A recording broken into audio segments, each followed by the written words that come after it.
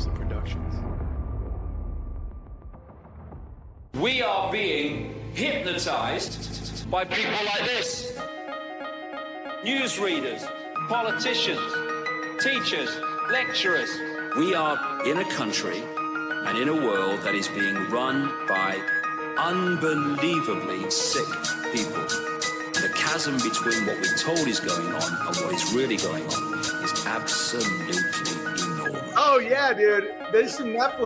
It's like we all know what's going down, but no one's saying shit what happened to the home of the brave. These motherfuckers, they controlling us now, and no one's talking about how they made us modern slaves. And everybody's just walking around, head in the clouds, and won't awaken to a dead in the grave. By then it's too late, we need to be ready to raise up. Welcome to the end of days. Everybody is slaves, only some are aware that the government releasing poison in the air. Welcome back, ladies and gentlemen, to another episode of Nephilim Death Squad. I am David Lee Corbo, a.k.a. The Raven. That is Top Lobster, the father of disinformation. Before we get into today's guest, I would like to remind all of our live viewers that this is a 30-minute preview only. Sometime around the 30-minute mark, we'll be going live exclusively to patreon.com/Nephilim Death Squad, where you can continue enjoying an ad-free experience, engaging with the live chat, and also gaining early access to the episode, and you can do it for free. That's right, guys. Sign up for a 7-day free trial. Try to absorb as much content as you can, and then kick rocks before the billing cycle kicks in. But I bet you're going to want to stay. That's right. And honestly, the numbers you're going to want to, they do want to stay. You're going to want to be on this thing because we're in the final stages of we're in the end stages of finalizing Bohemian Grove. So our Patreon members will get first dibs at the tickets there. So make sure you're there. Make sure you're joined. Just so you guys know, we're looking at June. I believe it's 20th and 21st. Yeah. And so far we're gonna have Shane Cashman, and we have secured Sam Tripoli. So it's gonna be a 2-day event. We're gonna keep some of our performers a little bit of a secret until later on, but like Top said, if you guys are going to want tickets to that event, the very first people who are going to get dibs on those tickets are the members over at patreon.com/Nephilim Death Squad. So many reasons to go and hang out over there. Let's get into the guest, David. Yes, let's get into the guest. Joining us today is Adam Schell. Adam, thank you for joining us. For the audience who may not be familiar with you, what is it that you do and where can people find your work? I own a company called Brain Supreme. It's brainsupreme.co, and we make premium life optimizing psilocybin microdosing supplements. So I have no problem, and I kind of like the whole shroomy, heroic, recreational, but what we're really about is taking premium psilocybin, blending it into synergistic blends for neurocognition, increased brain performance, emotional well-being, athletic performance, and then our extra strength formula. So we're essentially a premium microdosing supplements. Excellent. I love this subject because this is a topic that mushrooms in general are a topic that we talk about on the show often, but I have never done because when you're like heroic dosing mushrooms, I feel like some wacky stuff goes on. So I'm hesitant to peel that veil. But my cousin and a bunch of other people have had like great success with microdosing. So my cousin, he was in the real estate field, he's actually been on the show a long time ago as a episode with Cousin Dave. And his field is like super stressful to the point where he was like losing his mind. And I kind of sat him down. I was like, listen, you've got like, he's well into 7 figures. And I'm like, what are you doing this for? You're going to die young. Mm-hmm. And he got away from it, but he couldn't escape this anxiety. And he called me one day. He was like, hey, I'm microdosing. He's actually, I think he might be growing himself. I'm not sure what he's doing. So don't say anything, but he's doing this and he's seen like tremendous benefits from it. Like his mental clarity is a lot better. His focus is a lot better. He's an artist at heart. And now he's actually getting back into that and tapping into his creative side. So it's created this little transfer. I'm seeing him turn a corner from somebody who was just, borderline, probably should have been institutionalized, but like by the stress of his job, now he's like really easing off, and he credits this, the microdosing to some of his success there. Yeah, I want to say before we really get into it that a lot of people on this show, they'll hear us caution people against psychedelics for one reason or another. It's mostly because of the spiritual implications. And Yeah. some people are in a different place spiritually than other people. But what I do want to say right off the bat is that some of the medical benefits of psilocybin or other psychedelics in regards to treating like PTSD and depression and things like that, they bode better to me than the medical industry does. Yeah. You know, as far as 100%. like the pharmaceutical industry and their inability to fix a thing, they just maintain a thing, you know, for your entire life. They keep you on the hook. They keep you coming in for doctor's visits. They keep finding different ways to intervene and charging your insurance. So I do look at psilocybin in particular as something that I recognize does have pretty significant health benefits, psychological health benefits. Yeah.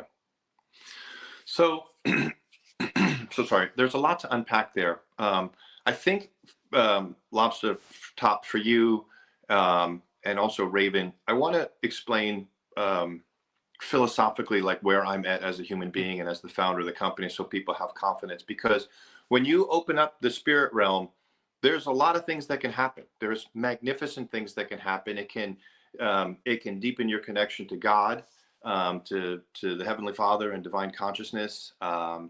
It can allow you to see cosmological insights, mythological insights, personal revelations, and so forth. So I wake up at 4 a.m. and every day I pray and meditate, and I pray over my product, and I pray over our mushroom grow, and I pray over the combination of ingredients. I ask that my prayers go through my email list, and so that every client and customer who's using Brain Supreme is blessed and is using it in the highest and the best of ways. Because I'm very aware of spiritual materialism and the dangers of spiritual materialism. And when you're using these things and you're caught up in the ego, how it can kind of take you in that direction. I'm also very aware of the CIA and and the kind of darker elements of our world that are organizing and running things, how they've used psychedelics and tried to use psychedelics. Conversely, they don't have as much success with mushrooms. Mushrooms really tend to push you in the way of the divine. So the thing that I kind of want to assure your listeners is that they're my people. Like I just found out about your show about a month ago when I found out about it, but these are the kind of shows that I like and that I listen to. I've become friends with Sam Tripoli. The guys on his show, they all use Brain Supreme now. Sam doesn't. Sam, I think, is still weary of mushrooms from his past experiences. Yeah. So I relate and I identify and I work every day. And my mission is to fully access my divine consciousness and just to fulfill that and to be a beacon of light. And that my product, I want to be a beacon of light onto the world. So like that's the consciousness. And there's only 3 of us in the company. We're a very small company and we're all spiritually aligned in our mission and what we're trying to do. We're not a stony, shroomery kind of brand, although I don't have problems with that. We're really about life optimization, physical, emotional well-being, and connection to your higher self so that you do good in the world and you live an authentic life. So we're of the same ilk and of the same people. Adam, you got to get some funds together and get a study going because I realize this is your company now. What you've done to XG, Xavier Guerrero, I mean, Yeah, borderline before Now before the mushrooms. Enlightened intellectual. I mean, the questions he's asked since been that comes up often on the show, right? They're like Adam has made tinfoil hat markedly like 15%, better. 15% better. Yeah, because now he's asking these questions. I want to talk a little bit, Brian, about this microdosing versus macro dosing, I guess would be the opposite of it. And my experience with mushrooms is very limited. I have had David, before I lose that, can you put a pin in that? Because he said something about the CIA, and this I was just reading last night. In between my editing and all this other crap that we're doing for the show, I'm reading the books, The Sacred Mushroom by Andrija Puharich, which is a guy that we're fascinated with, alongside his book Beyond Telepathy. But I decided to go into The Sacred Mushroom first because we sort of understand what that second book is about. And to your point, it seems a little weak in things that I've heard, like in comparison to other works that I've heard. And there's a woman she wrote a book about mushrooms as well. And it seems like his CIA ties And his exploration into the mushroom kind of seems stunted in a way, where he's like looked into it, he's like, this is certainly a pathway, but he didn't find what he wanted. And the book is about half the length of the telepathy book, and there's just not as much information as other people have gleaned from, because it feels like he was after a little bit something that's a little bit more nefarious. And which is why they kind of settled on LSD, it seems. Yeah. Possibly. It just feels that way. Like, as I'm reading it, I'm like a little bit more than halfway through. I'm like, he found something, but he wasn't able to really untie this knot and use it the way he wanted to. That's just how I feel about it. Do you? Well, I haven't read that book. I know about him as well, but look, here's the thing with mushrooms. You can listen to like a 2-hour Huberman podcast, or you can listen to the next 45 seconds. Mushroom science basically breaks down to like at the macro and microdosing level, is that psilocybin moves the brain in a beneficial direction, whether you're cognizant of it or not. And if you're cognizant of it, it can move the brain in a beneficial direction even faster. And we don't really know why. And that's it. Like, so in terms of the macro experience and the micro experience, overwhelmingly, it moves your brain and your life in a beneficial direction. There are some outlier experiences there on the macro, which we can kind of get into. I'm much more the micro expert, but we can kind of get into. And I think it helps people understand microdosing if we kind of first explain the range and talk about the macro dose and then get into the microdose. Sure. So the historic, like tripping balls, heroic dose, therapeutic dose, journeying work, historically that was done with 5 grams. 5 grams equals 5,000 milligrams. Okay. Mushrooms are growing stronger these days, and I'd recommend if anybody's going to be experimenting there, especially on their own, they probably be around 3.5 grams or 3,500 milligrams. That's the heroic dose. Microdosing. Question: stem and cap? Because I was given mushrooms, they're dried up. Yeah, you Is do there a both. difference? You do stem and cap. Okay. They both contain psilocybin, and there's all different theories that the cap is more the head and the stem is more the body, but I don't know. I don't know. And when you get into that realm, there's like so much of the placebo effect and desired outcome, and what you're projecting onto it and so forth. So I imagine it kind of also depends on the user, right? I mean, as far as like, they have all these different strains of marijuana now, and they're supposed to do X, Y, and Z, but for different folks, it's different strokes. People smoke one thing and maybe become very productive and clean their house, and then people smoke the same thing and then they get very hungry. So it's like, who knows? Yeah, well, there's some truth to that as you move from the sativa to the indica side. Sativa being a little more psychoactive and uplifting, and indica being a little more sedative. But you have an endocannabinoid system with all these receptors in your body. And in the same way, psilocybin is based on your own neurological needs. It's not based on body weight. So let's say 3,500 milligrams is today's average macro dose, heroic dose. Microdosing happens at about the sub 10% level of that. So a microdose is 100 to about 400 milligrams, usually speaking. And what you're going for with microdosing is perceptible, but non-intoxicating, non-hallucinatory. So it's essentially like a slightly expensive supplement that you should notice the benefit, 5, 10, 15, 20% kind of in your life.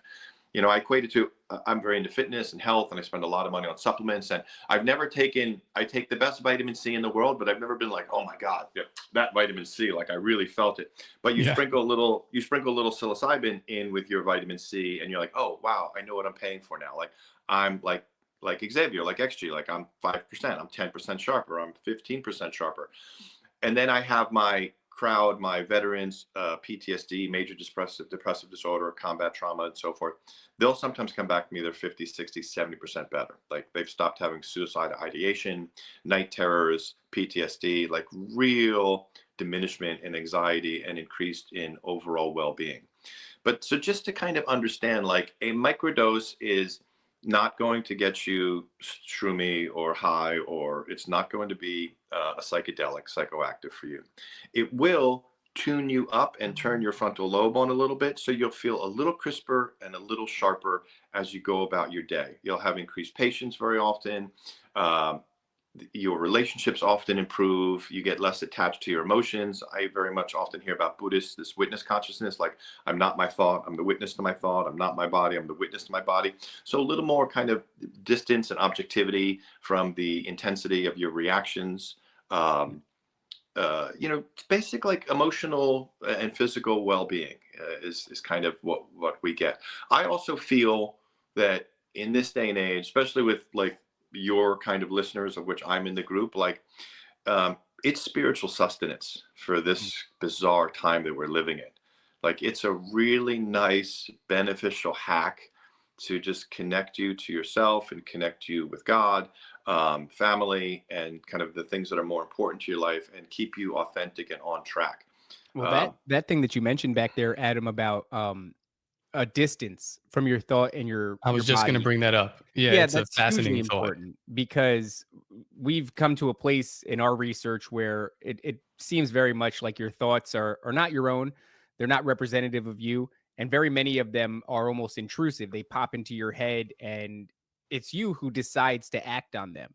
And then it yeah. becomes, where did the thoughts come from? But Yes. I could see it as massively beneficial if you can pull back from a situation and realize that those thoughts that are intrusive, they demand reactivity. You don't have to give them that. Would you call that like a minor form of disassociation? Like being able to like pull back and look, because that's an idea that we've been looking at as well. I mean, there's extreme disassociation that comes with like SRA and the things that happen to kids, Right. That's really the negative unfortunate side stuff. of it. Yeah, Yes. but there also needs to be that disassociation from your emotions, like especially in the moment, or your inclination to do something. It's like a snap reaction. You need to step back and take a look at the entire landscape, and then you can make a decision. Oftentimes in life, it like we were talking about maybe even before the show, like just goes like bang, bang, bang, bang. And Yeah. it's Yeah. like time is dilated. We're flying through it. I don't have time to it's with children. Do we have time to like measure and balance our reactions and emotions? Like, no, like I got things to do. Like, get in the shower. What do you, you Yeah. know what I Yeah. mean? And Brush your teeth. What are you doing? if all of, this is a Christian show, and we do look at the concept of sin. Much of your desire to sin comes from your own flesh. This body that we have has these desires, and if you can separate yourself from that to a degree, then that could even be better for resisting some of these stupid urges that you have to go do this drug or do this thing, or get angry, or some terrible crap. You could kind of, I could see that as theoretically um giving you the advantage in overcoming those urges. So, okay, a couple things there. I like the term witness consciousness Mhm. and non-reactiveness, non-reactivity or non-reactiveness. I don't use the term disassociative because it's a little too It's negative. well, it's a little too also caught up in modern psychology and so forth, and some of that context. So I just use is less reactive or non-reactive or witness consciousness, and that's really what I find is witness consciousness. So I can tell you in terms of Christ consciousness and aspiring to higher values that the feedback that we get from microdosing is absolutely extraordinary. People, because it's non-addictive and it's anti-addictive. So I literally have people who have used this to curtail their addictions to pornography. They love their wives more. They love their partner and their spouse more. They have it aligns your sexuality in kind of a healthy way. Drinking. I mean, 50 times. I mean, I've sold 10,000 of these units, and I've sold about a third of them by hand. So I've literally had more. There's much better mushroom people, I always say, and there's much better brain experts in the world than me. But no one's had more conversations one-on-one about how to microdose and how to problem solve and how to go about microdosing than I have. I really don't think I'm about 3,000 conversations. So I'm probably like the foremost microdosing coach in terms of real, authentic one-on-one feedback, non-clinical, honest conversational feedback. And I, all the time, it just helps people move in a beneficial direction. It curbs their addictions. It gets them healthier and happier. It moves you to a place of beneficial homeostasis. I believe that mushrooms are sentient, and they're using us as much as we're using them, or maybe even more so with the plant kingdom, what we're discovering. And they want us to be healthy and happy and productive and emotionally grounded, so that the environment that we live on is healthier and happier and more productive. So mushrooms can do more, and mycelium can connect and communicate through the forest and the trees, and they can do their job. So they want us to be happy. I can tell you from personal experience. So look, I'm married. I'm a super committed dad and husband and so forth. And my wife has been away for 7 weeks, and we have a very healthy, active, good sex life.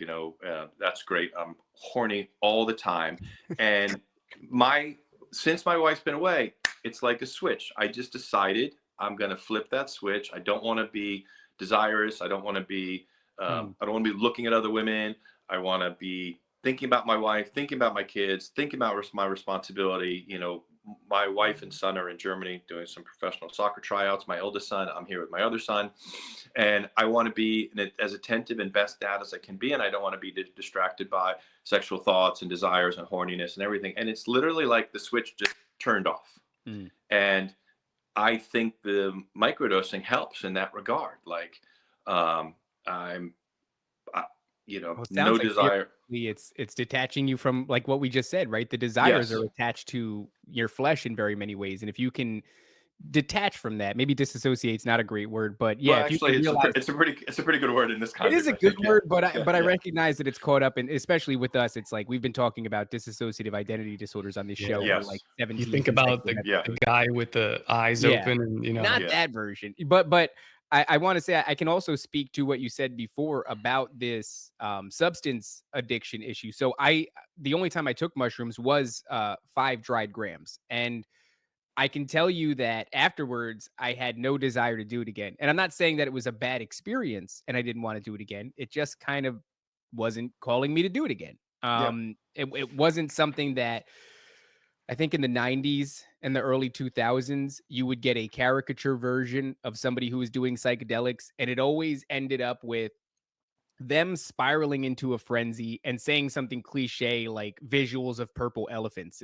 Was not the case at all. What I experienced was a profound understanding and a calmness and a sort of a peace that would come with that understanding. Really, what it was it was a roller coaster of epiphany. Over and over again, I would have a thought, and that thought would be about the nature of behavior. Always, that was what the entire thing was. Why do I behave this way? Why does somebody else behave this way? Why do they think and do these things? And I would receive an answer that was very much outside of myself. I was receiving an answer, and that answer was it had a lot to do with human nature, human psychology, and also like circumstances that may have taken place in people's lives, and then you don't see the ways in which it spirals and then flavors them basically, in adulthood. And so it was profound. And also I noticed my visual acuity was kind of nuts. I was watching like bugs crawl in the grass from very far away. I was seeing deer pop out of the tree line because I was in a wooded area. And they were so far away, and I would notice them instantly. It was like anything that moved would trigger this awareness in me. And by the end of it, I felt as though I had been, I don't want to say enlightened, because that is a little bit, it's also one of those words that has a lot of baggage. But it was like I was made to be calm. It was almost like, here's what's happening, and you can relax about that. And I was like, all right, true. Yeah, that's very common. I like to tell people that what the heroic dose does is it turns the proverbial lights on. So for the time that you're in that experience, you see the pattern of the room and the pattern of the furniture, and you have great insights. And then when the experience ends, the lights go back off, but the pattern of the darkness is never the same. Like, you have a sense of where the furniture lies. You know how to navigate yourself to the bathroom at midnight. You're not going to knock your shins into something. And then the microdose just kind of, whether you've had the macro experience or not, it just continually walks you back to that light space. So it keeps you on track with the light. And what most people find is that, some people like to use the heroic dose, the therapeutic dose, like from a kind of informative, almost a technique and technology and method, to insight, learning, a deeper compassion. Like, they'll use it almost in a therapeutic kind of way. Others have one experience, and very often that one experience is enough because it allowed you to touch the mystical and to kind of touch the divine. And so now it gives you like a sense of calm that in some ways this craziness, this chaos has some divine organization to it, and it's all going to be okay. Mhm. Which is, which is very interesting. The other thing that's so critical, which I think is kind of goes to your initial concern, is that set and setting, as the expression goes, is so important. Like Sam Tripoli doesn't want to do mushrooms again because he ate them in the Atlanta airport. He ate. Yeah. He tells the story. I forget the story. Like, I'm going to screw it up, but he ate like 7 grams of mushrooms as he was traveling and walking through the Atlanta airport. Like, God bless I him. was like, oh my God, dude. God Like, bless him. What a gangster. Wouldn't do it's it going to myself. be, it's Not a going to great be place. Dante's Inferno. You're just going to Yeah. go lower and lower and lower. It's the worst.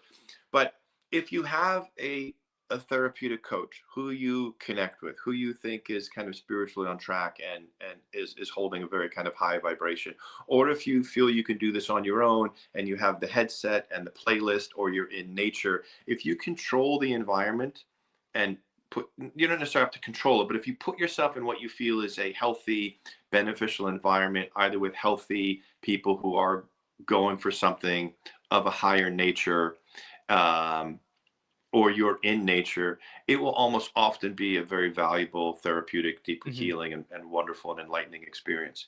If you're not aware of set and setting, if you're using it in a kind of party environment, or if you're just doing it under pressure and you don't like the practitioner who's leading it, like, it can get weird and it can get pretty unpleasant. Are you familiar with Shane Moss?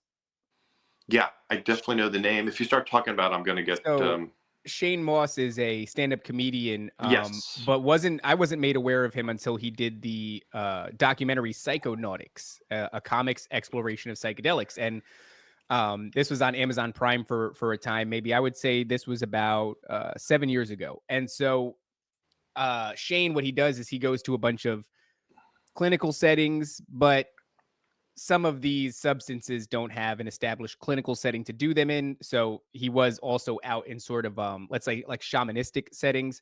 And he goes through the gambit. He does dimethyltryptamine. He does ketamine in a clinical setting. He does even the frog venom that comes out of the back of a toad. He does that as Yeah. well. MDMA, the whole thing. He does it all, including mushrooms. And I watched this and I thought it was absolutely fascinating. And so I reached out to Shane, and somehow he agreed to coming on my podcast at the time, which is like, probably one of his great regrets. And he explains this whole situation, and we talk about the stigma associated with psychedelics. We talk about the potential health benefits of these psychedelics. And then what he does is he puts me in touch with someone who's doing a retreat. They're taking people to Jamaica where it's, I guess they have an entire like set and setting out there, with people that are leading the experience, and I think also there's like this kind of beautiful tropical vibe, so that sort of helps out. And he comes on my show and he tells me all about this, and by that point I had enough, I suppose, like anecdotal research or testimony, yeah, but like third party experience, you know what I mean? Like, it wasn't my own experience. And so I decided that it was time. And then just the randomness of it, I had never had access to these sorts of things, and then all of a sudden some doorway opened up. I worked on a farm, and one of the guys that worked there, had some. And so totally strange that even fell into my lap. But to your point about set and setting, I do think that I've had bad experiences on MDMA, and I would say there's a multitude of reasons for that.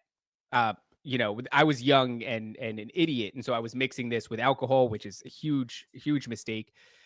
And I was at a party that I didn't want to be at. Everybody that knows me knows that I can't hang past like 9:30. So this was just not a good setting for me. I was very sleepy. I was very cranky. And you and me both. Yeah, I can't do it these days anymore. I'm getting better at it. I'm trying to, but I have to make a conscious effort to stay up late now to train myself.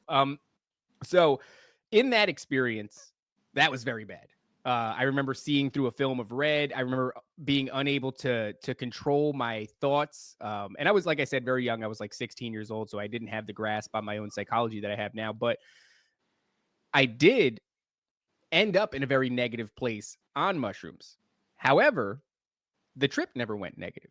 And this is something I know that we're saying, like, there people do have bad experiences on mushrooms depending on set and setting and the individual as well.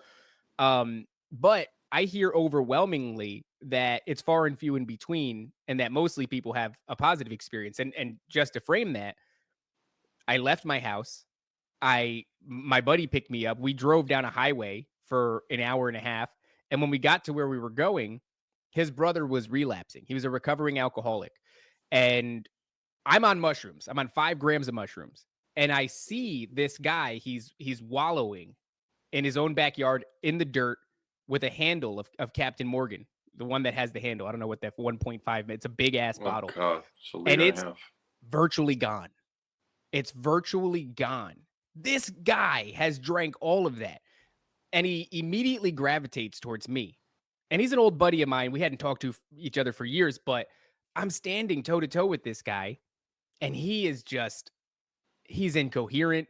He's trying to communicate. He's just grunting. You know, this like unfortunately, when people are recovering from alcoholism, they often have this guttural, raspy grunt that'll come out, and I recognize it. I even recognize it as not being him necessarily. I'm not saying that he was like demonically possessed, although maybe you could make an argument for that.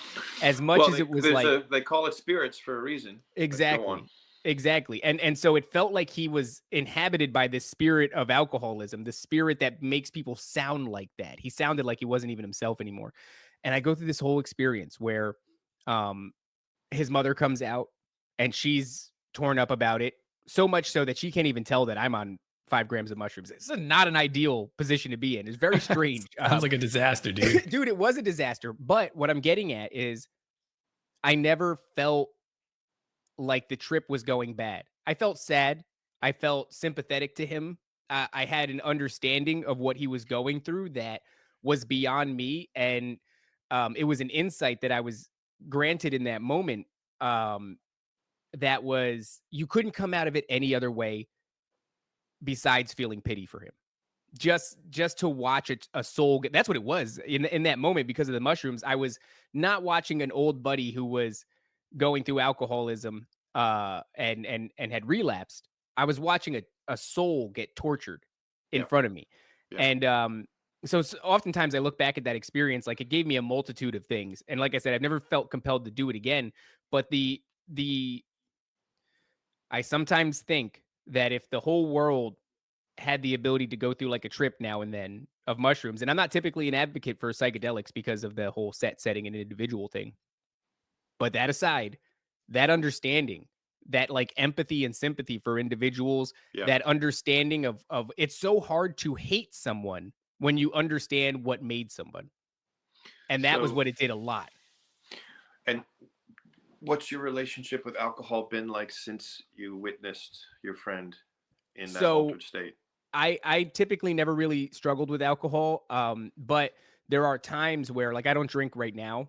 Not like it's a conscious thing. I just don't have a desire to drink. And I did make a little bit of a decision, maybe about 6 or 7 months ago, where I said, I'm having a few more beers per night than I would like.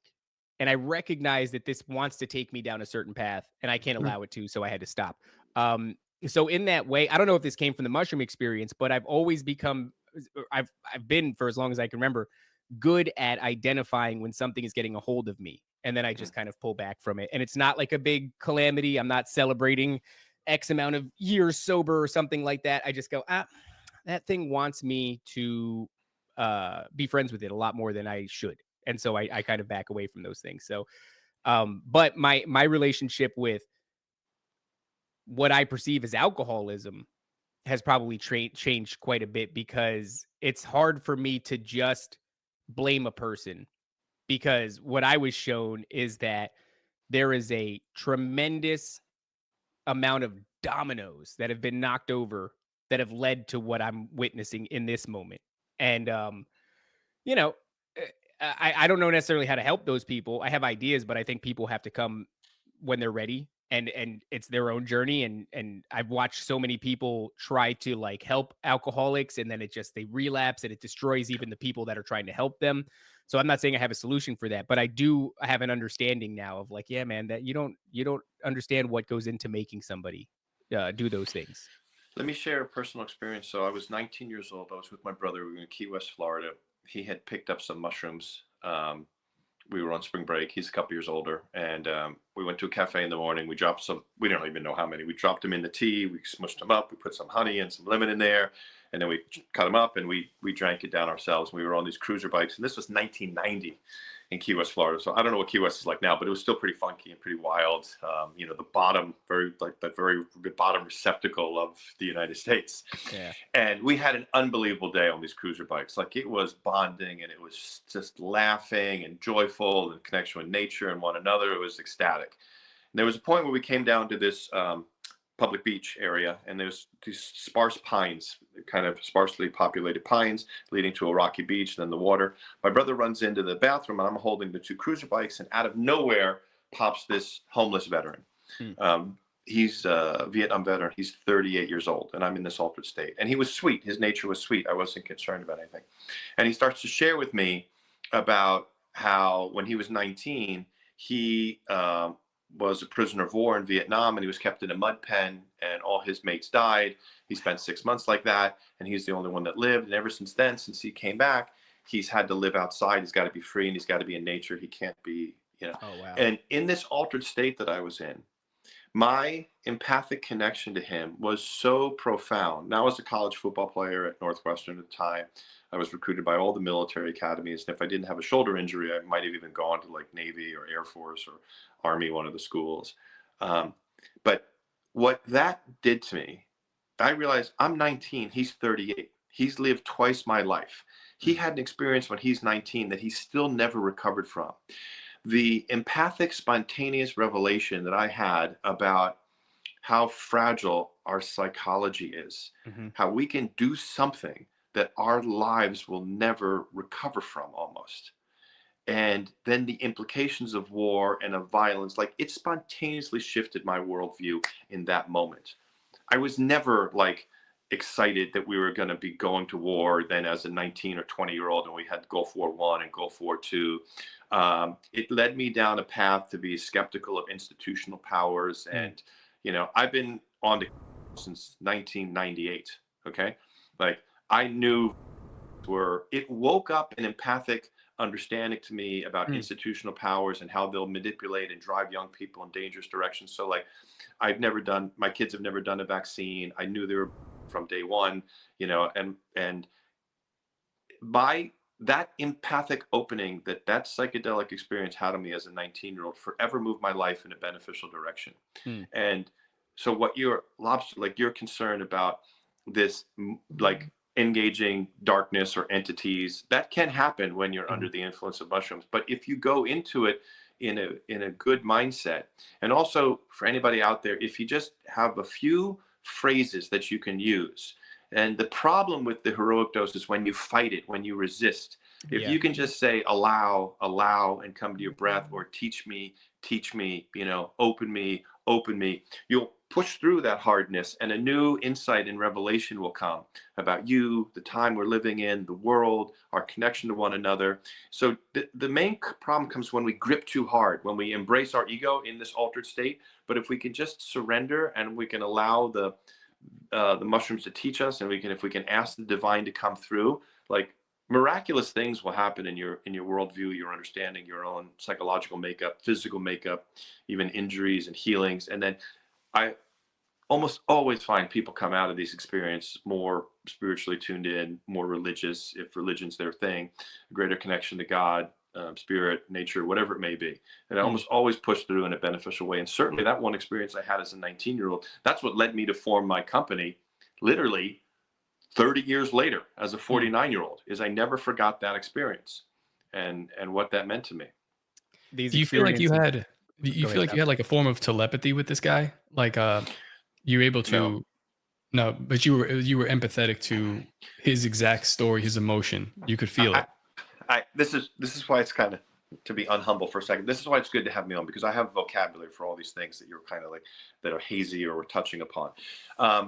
So the film Fantastic Fungi, which deals with the life and work of Paul Stamets, pre-Paul Stamets, when whatever happened to him. Sad. Yeah. So, but I don't want to go too hard on that, because the the work he's done, and the work with bees and funguses and all these things is just incredible. And what happened, there on that Rogan show, and the way he wants to use mushroom technology now to reduce vaccine hesitancy. Like, I don't understand that. Well, listen, Adam, before you get into that, we're at the 41-minute mark. I think it's probably okay. a good time to let everybody know that the jig is up, and we're going to be going exclusively to patreon.com/Nephilim Death Squad. But you guys can continue enjoying this conversation, engaging in the live chat, and enjoying an ad-free experience. You just got to go to patreon.com/Nephilim Death Squad. Sign up for free if you'd like, and continue enjoying this conversation. Otherwise, guys, this is going to be a black belt level conversation. So I suggest you. Oh yeah, I'm about to relay some wisdom. That's where I felt. I was like, we're going there. It's time deep right now to stop it. Yep.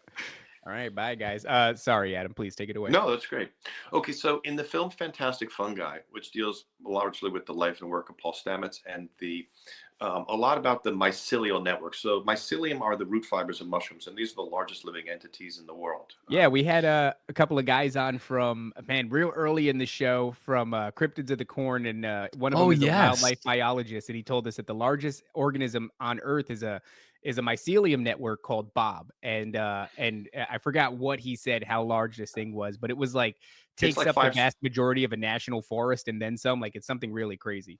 Yeah, it's like 5 square miles, I think, in the Pacific Northwest. It's quite enormous. Nuts. But what the mycelium do is they're the neurological links of the forest. They're the root fibers of the mushrooms that interconnect the forest, and it interconnects the trees. It can relay information between the trees, needs from the trees.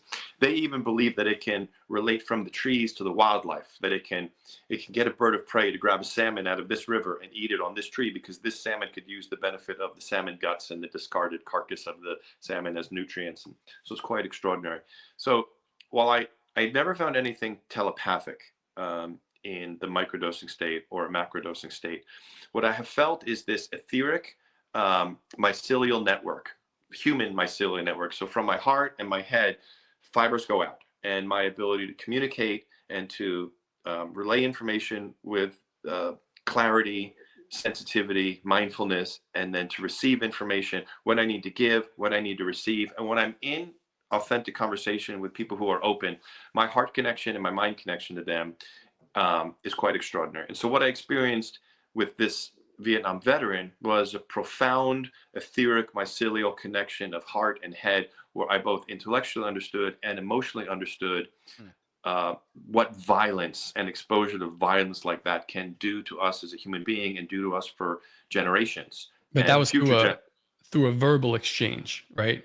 But it was also my heart connection to him, my mind. There was language, but there was a heart connection, a mind connection. This etheric fields go out, and he's giving me information, I'm receiving information, and we're sharing. And that was very profound. And over my 7 years of microdosing and developing this company, Brain Supreme, I do feel that I kind of have this increased sense of what I call the etheric mycelial field that connects all of us, where I feel an empathic connection to particularly fellow tuned in human beings. And I also know when there's just no connection, and I know to stop. There's just no points. There's nothing going on here. I don't know if that came from my experience with mushrooms, but I have something very similar. And I don't know how far to trace it back, but like, I know somehow what people feel about me, even oftentimes, like before I meet them, and then I'm only proven like incredibly correct. Honestly, how do I feel about you, David? Well, no, I know how you feel about me, but that happens mostly with people that don't like me. I don't know what it is that I put off, but people are very polarized from me. Typically very polarized by me. You either like me or you feel like a kinship or whatever. I mean, I'm sorry, you either dislike me or you feel a kinship. And I've always been keenly aware of that for as long as I can remember. Do you find that's accelerated since then, the jabs and all these other things? I would say acceleration of timeline. I would say that it has, only because, and I don't know what, chicken or the egg, what came first, but since I have become very convicted and outspoken, which is only, galvanizing or polarizing people when it comes to me even more so. So I think it's actually a good thing that I had going into this, because since what I do now is going to end up creating a very hate-love relationship with people that know me, Yeah. I already have a good feel for that, so I kind of know where people fall. It's Yeah. it's an interesting observation about like since that's a good delineation marker. And you're talking about Paul Stamets and a number of other people who've lost their minds. Where Yeah. I feel bad to even say that because like I'm named Top Lobster because of Jordan Peterson's first book, and I thought that he was a great inspiration. And then since I think he's lost the plot, but there's something happened. It's like a timeline switch between happened 2020, and then people are different, and it's hard for me to even blame them because it's such a huge psychological operation that people went through. But I feel like there's two different things happening. There's like your discernment, what Mhm. you've already been blessed with. Then there's also your willingness to participate, as you were talking about with if you're going to take a high dose of any kind of psychedelic, well, you might as well submit. You've already signed on the dotted line to Yeah. do it when you ingested it. So like, go along for the ride, stupid. Don't fight Mhm. this. It's not going to be good. It's going to be a pull. Go ahead, Adam. Okay, I just want to interject right there. But you, in the I want you to finish your larger thought. But in the psychedelic experience, you may meet with entities and energies that you don't agree with. And in fact, I Mhm. just had this recently. I was gifted a psychedelic session with a practitioner whom I've worked with and referred a lot of business. And I face planted in the cannabis industry very, very badly a number of years ago. I was a 50-year-old man. I lost everything and then some. I lost other people's money, investors' money, farmers. Like it went so bad, like Netflix series, terrible bad.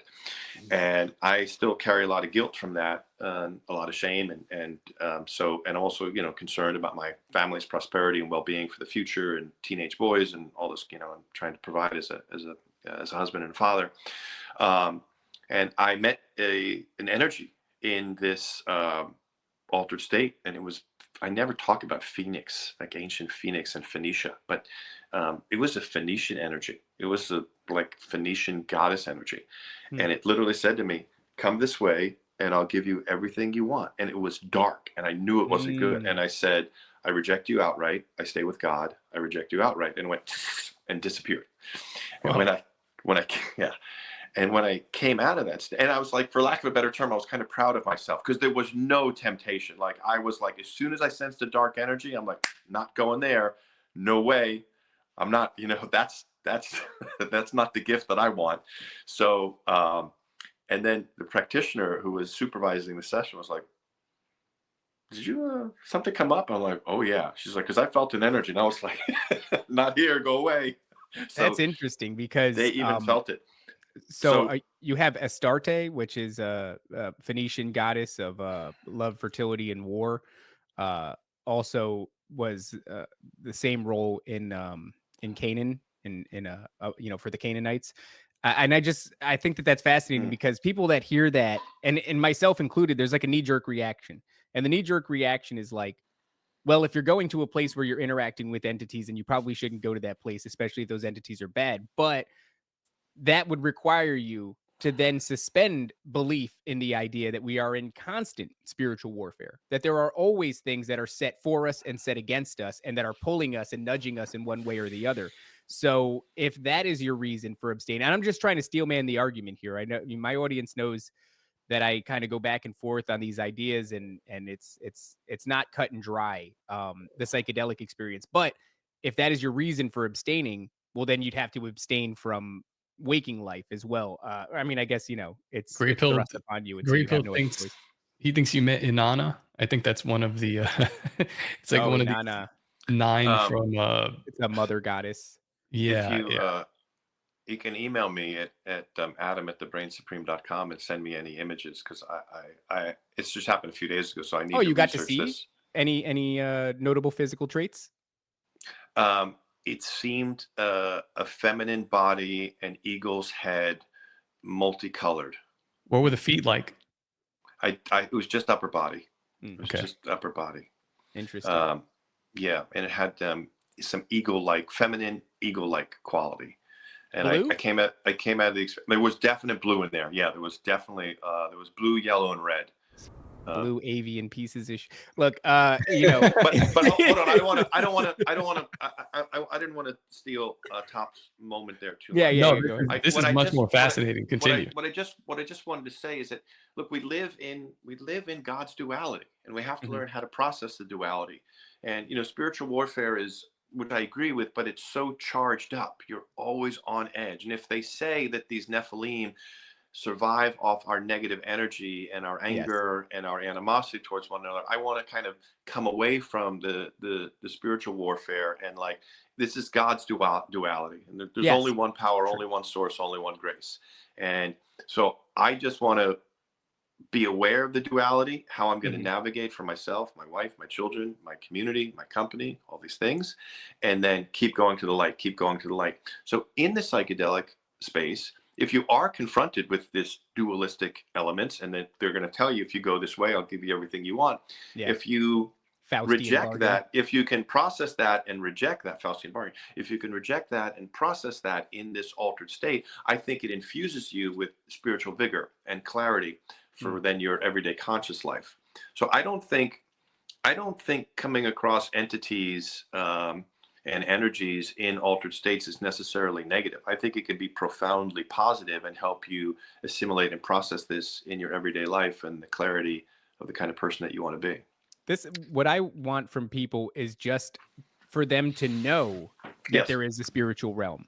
And if you know that there's a spiritual realm, that's a great starting point. If you can then go a little bit further and know that there are a plethora of entities that inhabit that realm, some are for you, some are against you, and some are everything in the middle, well, that's another great starting point. Go into that with these two things and just know that you don't have to agree to anything, and that there are things that might deceive you. There are also things that are not evil, that are not inherently evil, that are for God. And so the problem is many of us don't even think there is a spiritual realm, and that's where the real problem kicks in. That's what I've said. Yeah, this is our issue with Rogan. It's like, get in the float tank, take DMT, and talk to whatever. But it's like, you're not really warning about, like, I believe that there are also layers of dimensions that we're kind of like peeling into. So mushrooms will allow you to see something.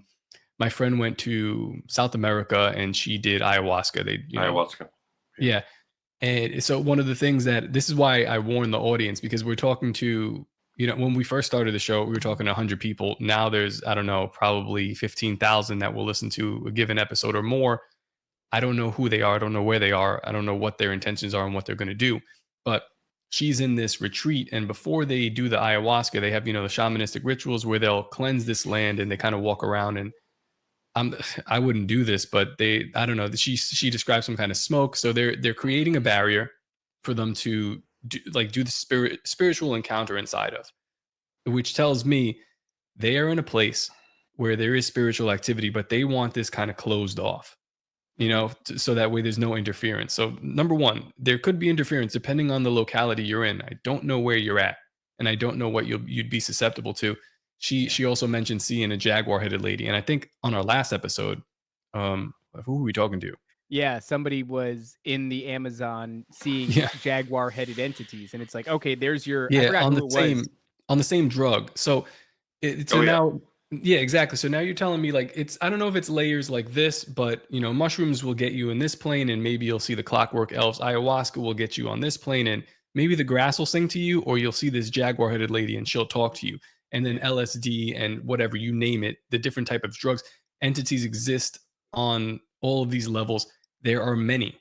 We don't know what they are. And it's almost like in the physical realm, we're here and we could do a number of things. You could have an enlightening conversation with a Vietnam veteran and show him empathy and sympathy and kinship and glean something remarkable from it.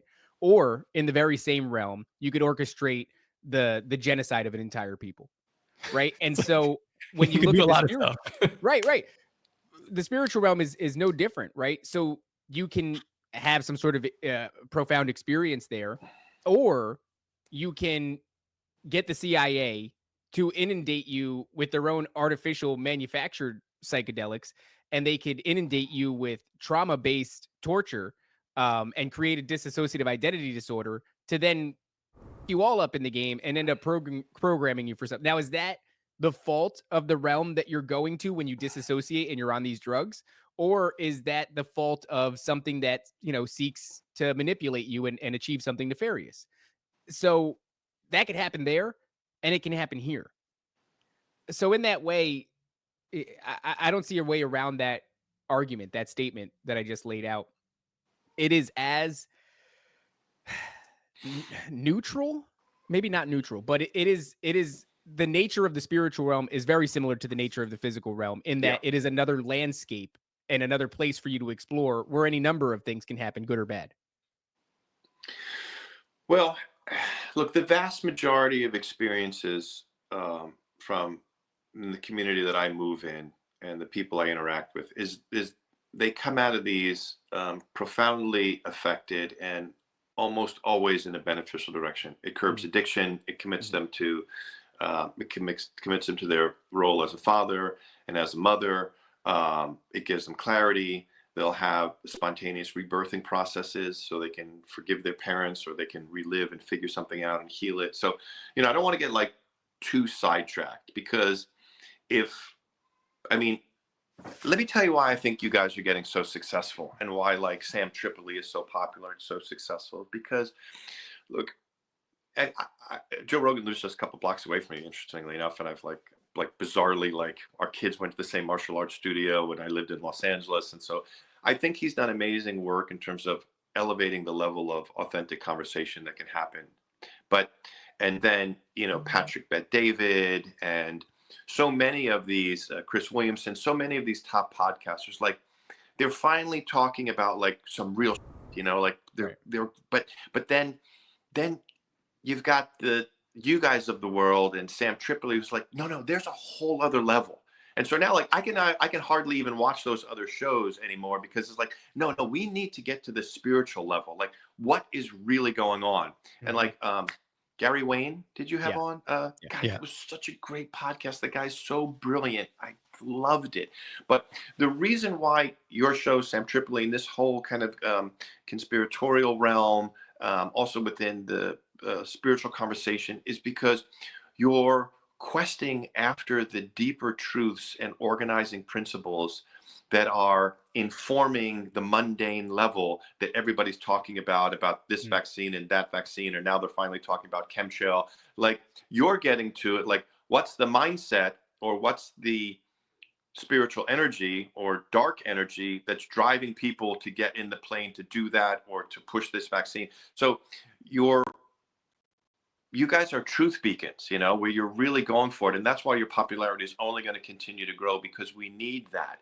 But in the same vein, the psychedelic experience at the macro and the micro level for your type of listeners will infuse them in terms of their own truth seeking, their own intuition, their own connection to spirit and to God, and to turning on that intuition of when they know something is good and beneficial, or I reject you outright. That's not the end. That's not the way I want to achieve my prosperity in life. So it tunes you up. And so I think for your type of audience and the type of information that they're questing, and the good work, the God work that you guys do, I think it is can be of tremendous benefit. You just have to be mindful of who you're doing it with, when you're doing it, where you're doing it, and work to make that environment a sacred space. Microdosing is not so much. Microdosing, it's a supplement. You take it and you're going to find you're a little nicer, you're getting on a little better in life. Serendipity happens a little more, divine serendipity. You're meeting the right people at the right time at the right place. Your intuition turns on. Immediately, like you're saying, Raven, this person, I vibe with this person, I don't vibe with that person. It kind of elevates and tunes your intuition up like that. Is there a notable uptick in visual acuity when you're microdosing? Okay, so psilocybin in and of itself is one of the most powerful anti-inflammatories, and it breaches the blood-brain barrier. So it's there's not much research on this, but my own personal thought is the reason why at the macro level, the visual acuity, oral acuity, is because it spontaneously reduces inflammation in the brain, the inner ear, the ocular inflammation around the eye. So you see better, you hear better. And then there's added psychedelic benefits. At the microdosing level, I have heard reports of people starting to hear better, of tinnitus dissipating. I've got a lot of NFL guys and some MMA guys. One in particular who told me, like, once he found his sweet spot with how to microdose, his 7-year tinnitus went away. So it will reduce the inflammation in your brain and inner ear and around your eyes. So you will often see a little better, hear a little better, and think a little more clearly. So yes, for sure. Even at the microdosing level, you can experience some level of visual improvement, auditory improvement. Oh, for sure. This is one of the things that my cousin had reported almost immediately. He was like, because he's an artist for his whole life, so he's working again in art now, and he's like, his ability to perceive the color or at least understand it, he's like, it's just like tenfold on microdosing. He doesn't do heroic dose anymore. So that's certainly true. But going back to, I remembered what I was talking about before. We were talking about this idea of like this after 2020. Like, I think people's discernment, if they already had it, it increased. But there's something in the air as well. Like, this overall spirituality feels like it's been dialed up to, maybe 7. It's if it was at 4 before, or maybe at 3, after, it's definitely at a 7. And we can feel that. And so all of these other, I guess, powers that we have, or these gifts that we have, either a gift of discernment, or if you are using a micro dose of mushrooms, it feels like are you still there, Adam? Your screen went blank. Oh, okay, you're back. Can you hear me? Top, I can't hear you for a second. All right, how about now? Can you hear me now? Oh shoot. I'm gonna click. I'm gonna click refresh. I'm so sorry. Okay, Can you hear no me? problem. I hear you. All right. Well, wait a second. Good thing this is pre-taped. We'll just go ahead and refresh this and edit that out. Okay, we're great. We're great. We're back. Adam's back. Okay, but this is why we do editing. So all good.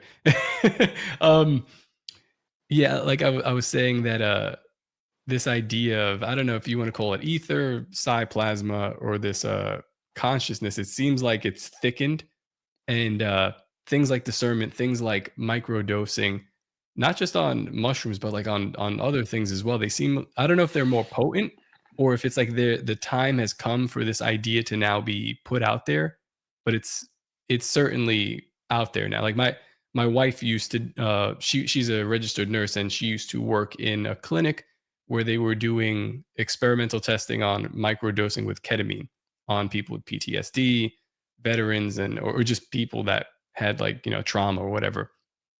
And I don't think it was as successful as psilocybin would be. There was a lot of weird trips, not necessarily negative side effects, but weird. But anyway, people were open and perceptive to this idea. This is post 2020. Oh no. Yeah.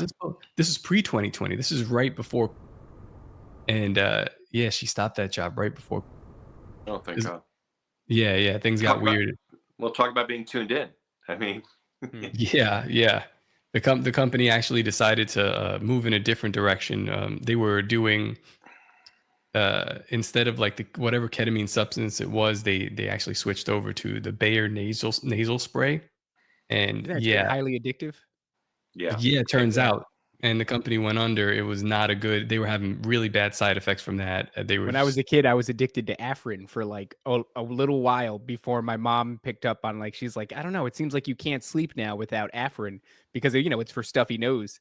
And I was having stuffy nose issues. And then she picked up on it and she was like, no, you can't use it anymore. And then sure enough, studies came out years later where it's like Afrin is highly addictive. Wow. I wanted to ask you, Adam, you're in this spiritual quest in very many ways. You're dealing with spiritual principles in the spiritual realm, and you're accessing it through, biology. And I'm wondering if you get this feeling at all. Right now, there's a lot of sentiments about the thinning of the veil, that we're getting to a place where, if you're into sort of the Ugaritic, it's like, oh, we're at the end of the Kali Yuga. And the Kali Yuga is a period where we are spiritually and intellectually stunted. and that when we come out of it, we'll be in a sort of enlightenment. And then that gives way to a bunch of other conversations about the age of enlightenment, and then even various occultists who think that we're moving into this golden age, which will be like a spiritually advanced age. And all of that connects to this idea that like we used to be more in tune with the spiritual realm. We used to be more advanced. We used to be more intellectual, but something has changed. And I look around now, you're talking, Adam, about how well these podcasts are being received, right? And I wonder, like, is it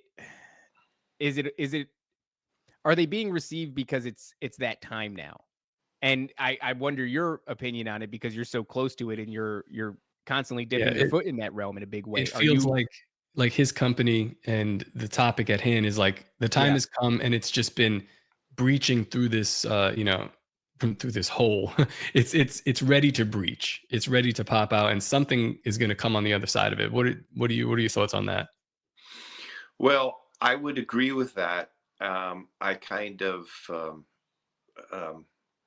it's unknown, but I hope so. And I hope our side is on the victorious end of it, because it seems that we're at a breaking point. So look, for me, okay, I have two ways that I look at conspiracy. Okay. For years, I've known about what I would call the conspiracy of confluence. So my shitty, greedy idea goes to the World Economic Forum or the Bilderberg Group or some secret society, and it meets your shitty, greedy idea, and we can make an even bigger, shittier, greedier, worse idea. It's confluence. It's a coming together and a coming together. And pre Epstein's Island, that was my belief system. I've always known about the kind of the single origin standpoint, that there's either one or many single origin points where these shitty, greedy ideas are orchestrated, organized, thoughtful, and maybe it's been generations and eons. Now, I've known about that for years, but I always ascribed to the theory of confluence. But after Epstein's Island, where like you got to just look at what's the truth. Like the global elites get together and they do children. Like, right? Like holy, like that's a real thing. And then they get protected by our court system and by our government and by our institutions. And then 208 nations of the world got together and knowingly and willingly, at least at the highest levels, introduced into their society and their people. So I don't necessarily know what makes a human, but I can clearly identify what is.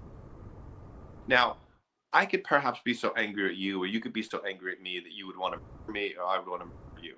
But I would never have the capacity to be so angry that I would want to murder you, your children, and then your blood. So your blood is not human anymore. So that means that you and your offspring now have alien, foreign in your body in perpetuity. That to me breaches an understanding of what makes us human. To poison our shared sanguinity in perpetuity, so that organ donation, blood donation, it's all been ruined. Like, and then what you do to children, if children aren't sacred, and if protecting children isn't like inherently the masculine and feminine priority of our existence, we protect our young, that's what we do. If both those things have been breached, something is getting unleashed in this world, and something unhuman. Yes, and I think what happens, and the vibe that you're talking about, is where the human in me connects and identifies with the human in me, you, and I know we're on the same page. And the reason why I'm not vibing with this person over here is I'm afraid something non-human has been introduced into them, and so we can't connect anymore because we're not necessarily the same species. And this is why I love your shows, because like Gary Wayne and the Nephilim is like bringing me back to some semblance of understanding of what really might be informing that is driving non-human alien behavior in our human realm, and why we feel certain connections with people, and why we immediately know we're not connected to somebody. Could it be that they have had so much non-human thought introduced to them that we can no longer connect to them as a human being because they're not? There's something other. So Man. And you have to, unfortunately, look at Epstein's Island with that level of clarity. Mhm. If somebody got wrong, and if somebody got Epstein's Island wrong, and they haven't gone on the grandest, most honest, cathartic apology tour, like that person, that institution is just not to be trusted. They are not to inform upon your life. In the biohacking and wellness world, um, you might be brilliant. I refer to them as glorious narcissists. They might have exquisite educations and all kinds of established papers and writings and so forth. But like, if they got wrong, or they weren't Yeah. courageous enough, or they weren't courageous enough to speak openly and honest about, like, I keep them in a very small box, Yeah. you know, Mhm. and I'm not making any decision for my well-being and my family's well-being based on anything they say, because the demarcation point of the time we live in, they got it wrong. And honestly, it wasn't that hard to get it right. Like, Well, trusting the right now farm. we have Fauci just came out and he's doing the whole damn thing again. He's talking about there's a coming pandemic, Yeah. likely respiratory, highly contagious, might even be another coronavirus. And so that'll be a really good instance of like, if you got it wrong once, you can't really be. Well, I'm not tossing you out, but I cannot consider your opinion anymore. the problem is 100%. that it was like after a couple of months, maybe even like, let's say up to 6 months, people that got it wrong, I understand there was a lot of misinformation. There was a lot of panic. I Propaganda understand. It was a Yeah. big machine. It was a big and machine But pitted coercion. against you. there was a point where it became courage rather than knowledge. Like, it was fairly obvious to everybody that, like, oh, we've been lied to on at whatever level you can figure it out. You can figure out you've been lied to. For me, it was like on almost everything. You know, Yeah. to go into the map behind you, Adam. It's like, we've been lied to. We have to really readjust and look at this thing. But you know, it was just the courage of speaking out. And the people that didn't do that, I do the same thing to them. I was actually, when the one time that I was on Timcast, I had made the point about for some reason he wanted to talk about the Daily Wire the entire time, and Steven Crowder and Jordan Peterson.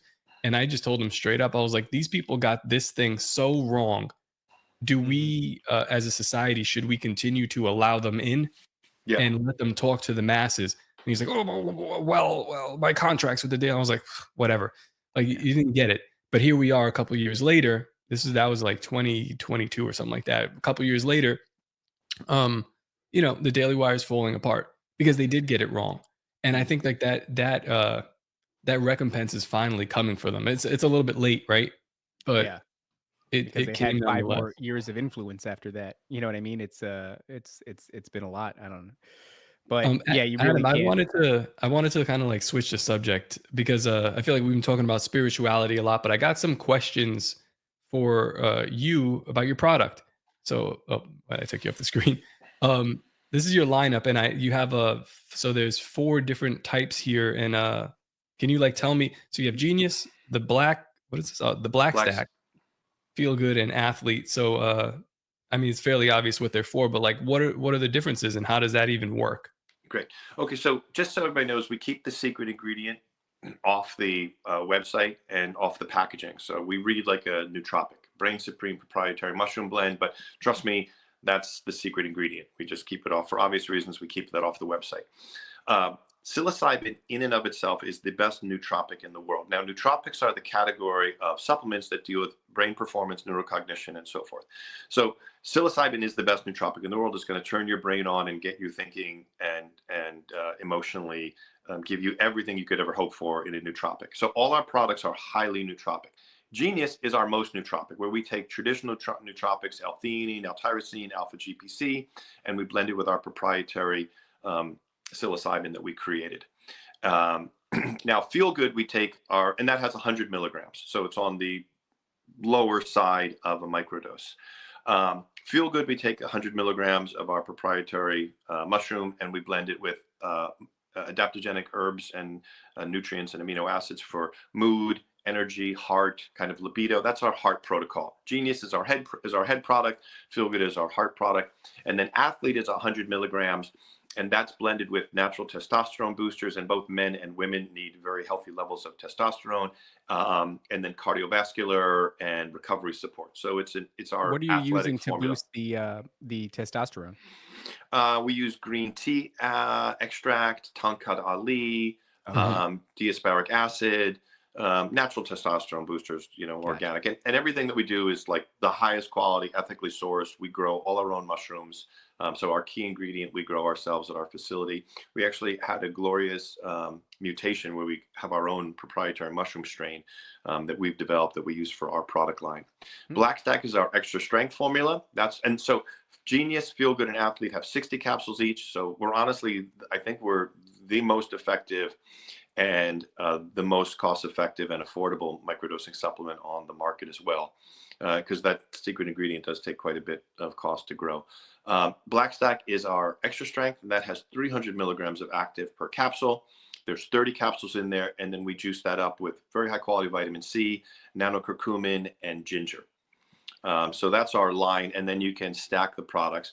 On the website, I have a free coaching protocol. The great thing about having a brand is I sell product. I want people to buy my product. So knowledge and information I can give away for free, which is, for me, spiritually feels so much better because I never like to charge people for wisdom and knowledge. So that's the coaching course. It's free. There's 8 relatively short videos. You'll literally learn everything you need to know about microdosing and our different protocols in that course. You just give us your email, you get sent the link, and then, you click on the link and it's a download and it comes. Oh, that's odd. We just lost him for a second. Yeah, he did. Well, when you went to the bathroom, his thing. Can you hear us? Yeah, I'm fine. I got you guys. Okay, good. Yeah, your phone. Sorry, sometimes when another call comes through and I turn it off, the last time we lost it for a second, but we didn't. So Black Stack is our extra strength formula. So the coaching course is free and online, and you'll learn everything. I recommend that most people use their intuition and start with Genius or maybe Feel Good, because those were our 2 flagship protocols, and you're going to know from there. Okay. And my coaching protocol is very simple. A lot of people will make a very big deal about microdose coaching because they want you to hire them and they think it's a big deal. But it's basically, like I said, it's a slightly expensive supplement that you should notice. And there's no contraindications with any medication known in the world. And there's relatively no side effects. The only side effect that I've ever heard from my product in 10,000 uses is that sometimes certain people in the first 3 days of microdosing will get a little sleepy, and that's almost always an indication of a little bit of dehydration, because psilocybin it's neurogenerative. It's activating new neural pathways in your brain, and it's neuroregenerative, that it's getting old dormant pathways fired in and up again. And so your brain takes more energy and more calories than any other part of your body. So when your brain is working that hard, some people, if they're dehydrated or they don't have enough good salts and electrolytes in their body, or they're a little magnesium deficient, you might get a little sleepy. I've never not been correct in this, that if microdosing makes you sleepy, it's usually going to go away in 3 days, and increase your uptake of clean water. Add some quality electrolytes to your water during the day, maybe a little liquid chlorophyll if you'd like, to help with blood flow and kind of cellular regeneration. And then add some quality magnesium at nighttime before you go to bed. I like a product called Bio Optimizer's Magnesium Breakthrough. It's got all 7 forms of magnesium, and that almost always cures it. The worst thing that happens with microdosing is, for some reason, there's a few outliers. It's not effective for you, and you just spend some money and it didn't really work for you. Right. But if you give it a chance and you kind of stay with it, we've literally got about a 95% success ratio. Not everybody reorders and goes on auto renewal, although we have a 30% auto renewal subscription rate. So one-time buyers, 30% of them go to subscribers, which is almost unheard of in the supplement space. So we're doing very well. Going to be, well, I mean, to the audience who's listening to this, and Top knows this about me, I literally don't do a show without nootropics. And I'm going through different brands right now. I have 3 that I'm just, it's a lot of experimentation for me, but he takes a nootropic, does a show, still takes another one. Doesn't work.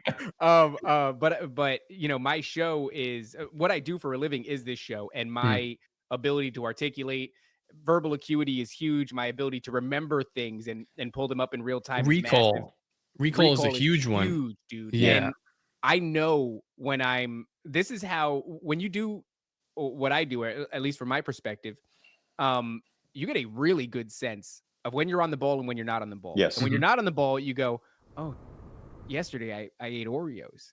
Is that why? Like, I'm not even joking. Like, It's crazy. when I fall off my diet and I eat something crazy, the next day I'm just struggling. What is the word I'm thinking for? Likes, they Yeah. fill the vast majority of what I'm trying to say. Feels like my tongue is like bigger in my mouth. Fat I'm like, what tongue. happened to me, dude? so Can't talk. I every morning I do black coffee, I drink a crap ton of water, I take my nootropics, and I go to the gym so that I can get blood pumping, because I think that has a lot to do with it as well. Um, if you are somebody who whatever you're doing is more mental than it is physical, and even there's room in the physical conversation as well, but if you need that drive, if you need that verbal acuity, if you need that ability for recall, like, I highly recommend looking into nootropics. You should be looking into what you're doing, because I'm recognizing as you're saying it, when I asked you what about the testosterone, and you said Tungat Ali, and so there's certain things that I've become familiar with, and I see that you guys are doing that, and then you're growing them in your own facilities, right? Is that what you said? Yeah. Yes. So that's huge. You're not outsourcing that. That's massive. You have control over the very foundation of your product. Adam, is this a type of thing that? Oh, damn, we lost him It's like, again. I can't stand you guys. I have to leave. That's No, what he's saying. he's getting very important phone calls, and That's we're what it just is, like yeah. disrupting him. What were But you gonna ask? I'll save the question for when he's here, because I think it's an important one, and he's probably going to tell me that I'm stupid for asking it, but I should ask. Well, you deserve that, and that's fine. Oh, he Yeah, dropped out. He's probably gonna come back in a second. yeah. Either that or we lost him. This is it's one of these things, because like obviously people know my stance on my stance on mushrooms here, but this is something that I have considered a lot in the past. I just haven't really come across, like, my cousin that does it. He's like, yeah, just take a stem or take a little piece of this, and he's like, microdose, and I was like, that's not like a calculation. Yeah, that's not a unit of measurement, dog. That's you Yeah, pinching dude. off. I mean, I got kids. I can't risk like taking something. Okay. Sorry, guys. that's So all right. That's all right. I was just expressing, my cousin, he gave me some mushrooms, and he microdosed it just by taking a piece, and he told me, he was like, yeah, just take a piece, and I was like, I've got 2 small children that, like, if I accidentally take too much of a piece, I can't be tripping balls in my house. But Yeah. so the product like this, that's encapsulated, that's giving me the grams, that's going to be generally around how much you're going to be getting of whatever dosage. I was like, this, it actually interests me. But Predictability. predictability. We are remarkably consistent. And look, one of the things I talk about in the coaching protocol is demystify, familiarize, and personalize. So if you're newer to microdosing and you need some kind of hand holding, I have the coaching course, but it's not that hard. So if you have any concern about weekend, and start with 1 capsule and just see how that goes for you. And then you're going to scale your and we recommend that you start with the supplement protocol, which is 5 days on, 2 days off. Okay. That's what I was going to ask you, Adam. Like, when we're doing this, should you be taking days off or taking breaks in between, or is this something that people just do in perpetuity forever? Like, well, for the most part, you should take some breaks, so you don't, because you will acclimate to it. But there are some caveats to that I'll get to. So the starting protocol, if you're new to microdosing, is our supplement protocol. So 5 days on, 2 days off. Days 1, 2, and 3, just start with 1 capsule. And then you want to just scale your dosage up till you feel that sweet spot. And the sweet spot is perceptible, non-intoxicating, non-hallucinatory, but you feel some overall increase in efficacy in your life and work and how you're going about 5, 10, 15, 20%, whatever it may be. Most people, that happens between the 2 to 3 capsules or 200 to 300 milligram range of a microdose. But start on a weekend, start on a day off. And then once you're familiarized a little bit, then you might find it very good for the weekdays. So when I do the supplement protocol, because I'm a busy dad and, my kids are both super athletes, so coaching, sports, long days, we train before school, even with them. So I'll do Monday, Tuesday, Wednesday, I'll take 2 Genius. And then on Thursday and Friday, I'll take 2 Genius and 1 Athlete. So I'll stack the 2. So I'll scale from 200 milligrams to 300 milligrams over the course of the week. And that's so you can scale. And then as you get to, I never upsell people, just start with 1 product. Because if 1 product is going to work for you, all the products are going to work for you. So choose one that you just kind of intuitively feel the best, start with that, and do a full pack. So go 5 days in a row, take 2 days off, find your sweet spot, Some people like to start to familiarize, maybe on weeks 2 or 3. Let me try taking one at 8 a.m. and another one at 1 p.m. Oh, when I took it at 1 p.m., it was a little sleep disruptive. Or when I took it at 1 p.m., I didn't have to go for my coffee in the afternoon. I felt better. So start to familiarize yourself, start to personalize your protocol.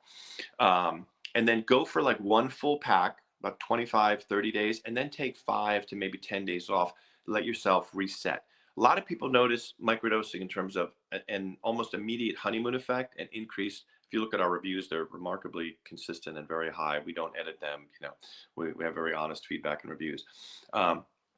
So most people notice like an immediate honeymoon effect and an immediate uptick in neurocognition and performance. Some people, it's slower. They experience the benefits of microdosing in terms of a reduction of negative affect. So they won't realize over the course of the month what's happening, but they take their week off and they'll be like, God, on day 4, the voices came back. I tried to sleep at night, and it's the lack of self-worth, the condemnation, the guilt, the shame, it all came back. So you just have to kind of ease into your first pack, your first month-long process, and demystify, familiarize, and personalize, and you kind of figure it out. It's not that hard, and there's no real consequences. It's not a big deal. Start with 1 capsule, scale up. Ooh, 3 was too many, 2's just right. Got it. Or and it's not based on body weight, it's based on neurological needs. So my wife microdoses much higher than I do. She needs 400 milligrams to really kind of tune in and be sharp. She's 122 pounds. I'm 240, and I'm mostly between the 2 to 3 kind of capsule realm. It all depends. There's another protocol that I actually do more of these days, and that's called performance dosing. And so this is for, so what you want to do with performance dosing is it's a 1 day on, 2 day off protocol, or maybe it's 1 day on, 1 day off, depends. I like to pair it with morning exercise. It's great for my athletes. They'll often do 1 training day and 1 practice day. And it's a slightly higher microdose, maybe in the 300 to 400 milligram realm, about 35 to 40 minutes before you hit the gym. And it puts you into flow state workouts or flow state practice or game day flow state. And then the benefits of the microdose linger throughout the rest of the day and the next 2 days. So my two hardest training days historically were Monday and Thursday. So I would take 2 Genius and 2 Athlete about 35 minutes before the gym. My workouts were flow state, and then a really nice benefit through the rest of the day and the next 2 days, and then I do it again. And this is a good protocol for people who like maybe a little more type A, they want to feel it, they kind of want to go for it, or they know like Tuesday's a very hard workout and Friday's a big conference call at work that I want to be sharp for, so you can kind of play around with performance dosing. And then we have peak day dosing, where you've demystified, you're very familiar with microdosing, and now you're personalizing. You know what? I love microdosing, but when I do it every single day, I notice slightly diminished returns. I don't know if I need to do it every day. I fundamentally feel pretty good, but like, I know that on Saturday mornings, we've got like, I meet with my guys and we go for a trail run, and I want to peak on that day. And so I do peak day dosing. Or I know that, Thursday is our big conference call at work. So you do peak day dosing. That's when you're using it more selective, when you want to have peak days and you understand the dosage level, the number of capsules that you should be at. And that's really, how to go about it. Microdosing is a really good indicator of where your biological, neurological health is. Like I said, if you get sleepy those first 3 days, it's almost always a sign that you're dehydrated. You need better minerals, you need better water, better quality salts, and some magnesium before you go to bed. Sometimes it can illuminate an area in your body where you're having some tightness and some aching. You're going to think about it more, and so go to the chiropractor, go to the acupuncture, or maybe I need to start exercising or doing this. It has a really nice capacity of reducing negative behaviors. It's just interesting. People drink less. I hear about pornography, gambling. It just helps like decrease all of that. We get Toad on mushrooms. Yeah, we have a psilocybin degenerate gambler friend who probably needs like to take 7 of these a day. Yeah, probably should strap him to a chair and just dump the pack in his mouth. It's interesting because what you're describing is this thing that I've been doing, and it's like there's a weird connotation. Not necessarily. There's a connotation with like I guess morality. Because people, you say mushrooms and people immediately think this or that.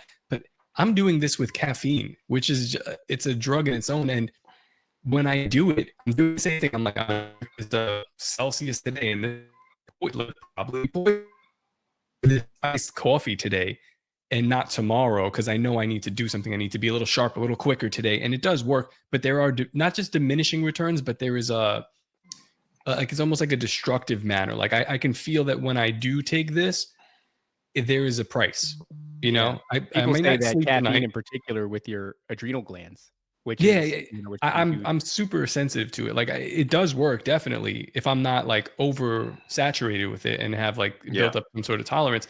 But I know that there is a recompense to it. Yeah, And for sure. Guys, can we call a 30-second timeout? Because the heating air conditioning person was supposed to show up at 2, and now they're texting me like crazy. So yeah, go ahead. Sure, Handle what you sure. have. Give me- We're gonna give me bring this 30 in for a seconds. landing in the next few minutes. yeah, okay, good. Thanks. Let me just deal with this. You know, it sounds like too that people would benefit hugely from actually knowing what their baseline is. So if Mhm. you're going to do something like this, I would recommend cleaning up your diet, cutting out alcohol and things like that. And maybe even like getting a very simple, not too egregious workout routine going on. Because in order for I always noticed when I was younger and I started doing martial arts and I was doing it for a while and didn't lose any weight. Then I found that the way that I can lose weight was through my diet, that I could stay fat and work out really hard, but as long as I was eating trash, I was going to stay fat. So what I ended up doing was like an elimination diet, and I basically reduced everything to like hard boiled eggs and, you know, no refined carbohydrates. It's like a really really simple diet. And what I was able to discern after doing that and getting used to that was I would then know how introducing something new would change my baseline. So I was just saying, Adam, to top that, Mhm. this seems like it would be hugely beneficial to also clean up what you're putting in your body and how you're treating your body so that you understand what your baseline is. Because a lot of people, especially here in the West with our obesity epidemic and things of that nature, have no idea what it even feels like to feel good or to feel normal. Yeah. Yeah. So I just wanted to throw that out there is like, if you're going to do this, you know, it seems like there's some real benefits in here. It would probably be very beneficial to even know what it feels like to not be on a bag of Cheetos and not have seen sunlight in 3 days. You know what I mean? Like that would be a good place to start, is like get that out of the way and then see how these things interact with you. It's an interesting time because these things are breaking through in a big way. And the studies are showing that there are some significant benefits to practices like this, like microdosing and everything. And so in that way, we live in fascinating times where we're still in the learning process of this. Although I would say we're still in the learning process of everything. They just realized that dietary cholesterol is actually good for you, and that I mean, not only, I mean, we're in the unlearning process. We're in we're in the holy, we were so entirely wrong process, or holy, you know, this was propaganda, weaponized propaganda and misinformation, you know, dating back to 1913 or whatever it was. I mean, we don't know shit. anything. We don't know anything. I mean, we don't know how. I mean, all these guys are coming out with like My Lunch Hour and these buildings. You know, like there's a whole new Oh group yeah, of my them. lunch break. Yeah, and he's And showing like these. Yeah, I just saw this one about Olympia, Washington, where the guy's walking through the main city hall of the library and city hall of Olympia, Washington, and he's going through the building, and he's like, "This thing was built in 18 months. There were 4,000 people here. I mean, how?" my ass. That's How? how. And like, how did we even believe this or not question this? Like, how do you have a 70-foot, you know, Gothic dome you know, that weighs 3 tons, you know, in this? That It's was just built during the Dark Ages. They Right? just found like these pillars beneath the Great Pyramids, and it's like we haven't even done an episode on it because I'm like I don't know what to I think don't know about what that. it is. Yeah, I don't Insane. know. I don't know. I don't know. But that's for Go ahead. all that, and not to be too self-promoting, but like as a guy who's like very much your active audience and listens to Tripoli and all those kinds of shows, it microdosing has helped me so much, man. It's such spiritual sustenance. It just raises your intuition. It keeps you on track. You know, you smell a little bit quicker. It keeps you. One of the cumulative benefits of 7 years of microdosing is what I talked about, this kind of etheric, very etheric human mycelial connection that I feel, but it's also authenticity. Like, man, if I'm being inauthentic, like I know immediately, and I can't abide it, and I've got to course correct, or I've got to leave the situation that's kind of causing me to be inauthentic. So for me, it's just been spiritual sustenance over this insane 5 years that we've been kind of going through. Well, I'll be honest with you, Adam. Like I said, I'm very into nootropics. It's a fundamental part of what I do. And you have the added benefit of being the owner of a nootropics company that I've actually get to talk to and pick the brain of when it comes to this topic. And so that puts you at the head of the line. I'll be taking them and I'll be experimenting, and we'll see what happens. God damn it, I'm in. It's like, that's it. Yeah. It's been a thing that I've been, like I said, been thinking about for a while, but I'm like, I don't really have a good jumping on point, but I got to try it, because doing this show or just doing the things that I do, being a parent, I'm homeschooling, I got like another business that I run. I got no energy, and the energy that I am getting, like I did try, I was like, let me smoke a little bit depending on, and I'm like, it's just not what I need. Or maybe it was for like a little bit, and then there's like this weird fall off, and you realize it's unsustainable.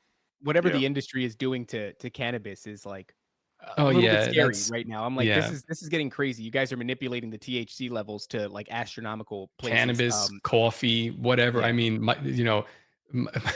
my body's filled with microplastics. It's like, dude, I need to figure out something to get just a little bit of an edge. Everyone's looking for a little bit of energy, a little bit of an edge. If we're going to be bringing this product to the way that we want to do it, I guess I need to figure something out. So I'm going to try this. I'm going to try this product after. This is not a sponsored advertisement.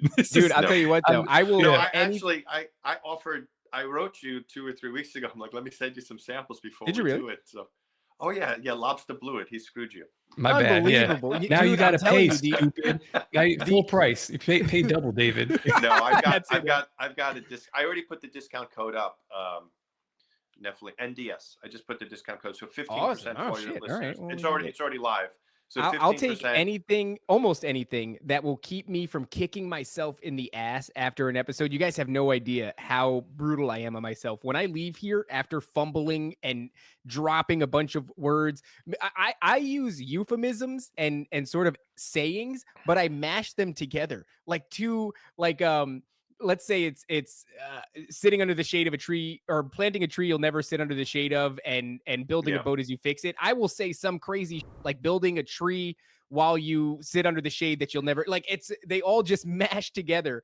And when the show is over, I'm like, stake in the coffin, nail in the heart. Yeah, exactly. All the time. And the chat. Listen to me, Adam. If doing this will enable me to have more than 9 words that I use over and over again, if it will stop this live chat from making fun of me for saying indicative again, and I can now think of a synonym for indicative, it is worth its weight in gold. These people torture me endlessly, day in and day out. There you go. Tumultuous I think it's a word I made up, actually. I don't know. I thought the root word of tumultuous was turmoil, but it's not. Apparently. So I've been saying turmoil chillis. I don't even want to talk about it anymore. It's very upsetting. So please, Adam, save me, is what I'm asking you. If you could do that for me, I'd be endlessly grateful. Well, yes, hopefully once you start microdosing, it will be less tumultuous for you. There we go. All right. Let's bring, I want to respect your time, Adam. Thank you for coming on and talking about this. We haven't done an episode on psychedelics. Mostly what we do is we go, I don't know. And so it was nice to be able to have more of a conversation. Well, we talk to people. We'll talk to someone who's like, I took a heroic dose, and then like an entity approached me and recruited me for war and upgraded me. And I was like, okay, it's one person, but there's a lot of people doing like this. That's like, it's important to give it its fair shake and talk about it, because this is a tool. This is a useful tool. It's put here for a reason. And it seems like you're doing it correctly. So I'm excited. I'm excited to order this stuff right after this episode. Great. One more time, Adam, where can people find your work? So brainsupreme.co.co is the website. That's the best way to reach me, find out about our company. So many of the other podcasts that I've been on, and the Brain Supreme podcast can be accessed through that. And the coaching course, like I said, is free. If anybody has some real concern, I'm available for private coaching as well. Not necessarily necessary, but if somebody has some real concern, I do offer those services. But yeah, I respond almost immediately to every inquiry I get. I just use a voice to text or voice to email. So there are some kind of humorous abuses of the English language and punctuation, but I am pretty immediately responsive. Our company is still small enough and fluid enough that I can give that kind of personal level of service and so forth. So That's awesome. Yeah, Well, the I website hope brainsupreme.co, and just use the code NDS and you get a 15% discount. Awesome. That'll be in the show notes when we republish it. We're gonna have to do a little bit of editing, but I hope your company gets to a point where you can't answer these plebes anymore, and maybe So you no longer have to be the guy who answers them. just use AI to answer them. Well, maybe I love answering you know, it's interesting as a small business, like the energy and intention that people carry is so important. So I'm having some difficulty in the hiring process because I literally fill the pack still, and I'm playing the right music. I'm in the right mindset. Like, we even started putting these energetic stickers on the bag from a very spiritually tuned in guy who makes them, which has a way of not warding off EMFs, but converting the energy. He has a relationship with the Holy Father, and so we're so tuned in to trying to do the best work in the world that we possibly can, that I've been a little bit limited in growing the company because the intentionality and quality of the person that I want touching the product, working on the product, has to be of a very high level. So I actually want to be the guy that always returns the emails and does the talking and some of the other stuff, but I need to find the right person who I trust will kind of handle the product with the right energy throughout every aspect of it, because my partner does an amazing job growing, and I've got my one marketing guy, and then I do the sales and shipping and so forth. So we're still small and very fluid. I appreciate that you're trying to cover the spiritual end of things. You know what I mean? Like, instead of just looking at this and trying, because there are people who could market this as just a cognitive supplement and not worried about the spiritual implications at all. But given what we know on this show on NDS about how those things are inseparable, you're not going to separate the spiritual implications from this sort of a thing, or from anything in this realm for that matter. It's refreshing to hear that you're concerned and working on that. That's definitely, that bodes well. It's also something, like, for me, I do a t-shirt company, so it's nothing like what you're doing as far as spirituality, but like letting go of small aspects so that the company can grow is difficult in itself, because you're like, I do it a specific way. Like, I got to have it my way. Yeah. And if you do it wrong, then the entire product, why would I even bother selling it? Yeah, so, but it's a struggle that I'm still working through. And if you have any breakthroughs on that, let me know. Add me in the email chain to that. Yeah. Sure. All right. Well, I guess that's it. Top, do we got anything else? No, until I guess tomorrow. We'll see you tomorrow again with Clint. Yes. Don't forget to obey, submit, and comply. Adam, thanks again, man. This has been fantastic. But thank you guys so much, and right. I really love the show. I've become a big fan. I appreciate that, man. Thank you. Thank you guys. You're doing great work. Awesome. All right, peace out, guys. We'll see you later. The greatest hypnotist on planet Earth is a oblong box in the corner of the room. It is constantly telling us what to believe is real. You can persuade people that what they see with their eyes is what there is to see.